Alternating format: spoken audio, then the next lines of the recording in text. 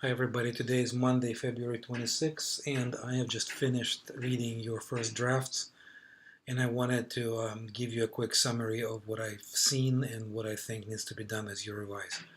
So first of all, I have left either marginal comments on your drafts in Canvas or summary comments next to the point assessment, or in most cases, both kinds of comments. So please go ahead and read both of them, those kinds, and let me know if you have any questions, try to understand what I'm trying to say.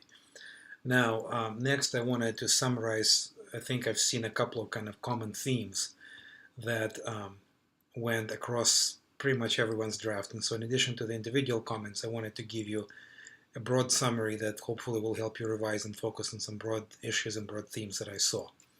So I think roughly we're kind of split in half class-wise as to whether some drafts are kind of spot on in relation to the assignment that was been given, and some are in need of refocusing and reorientation in order to address the assignment better. Here's what I mean.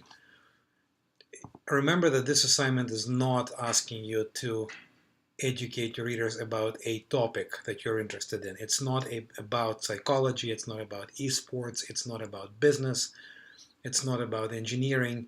It's about texts that are found in those fields or about those fields and how they function and what they do.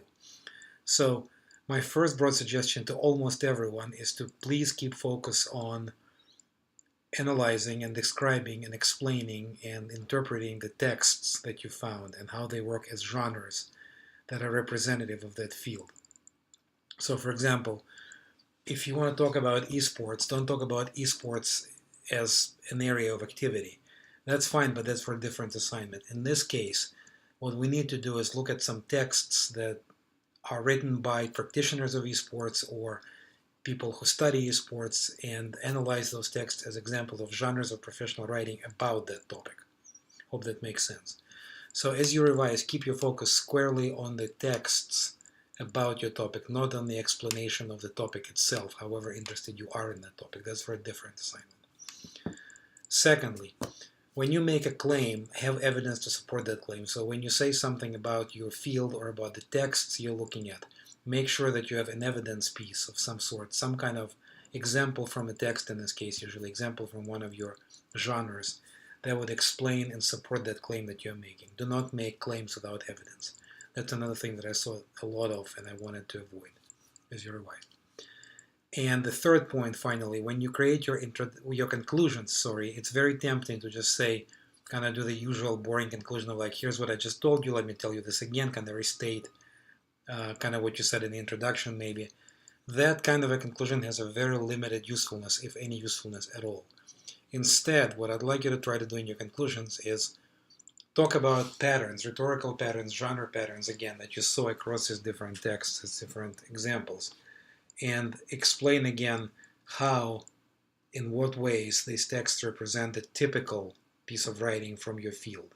Okay? What are the typical patterns? What are the typical moves that writers make? What are the typical stylistic devices they use? What are the typical language registers they use, and so on? So don't just say something like, so in this paper I talked about this topic and you can see how it's important. Okay, great. Useless.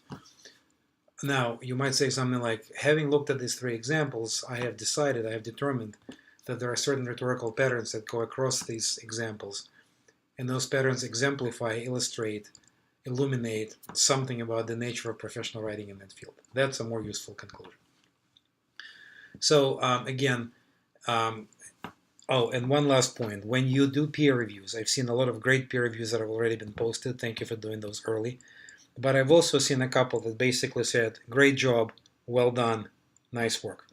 That second kind of peer review is not useful to the writer at all. It doesn't tell them anything of substance about what they need to do.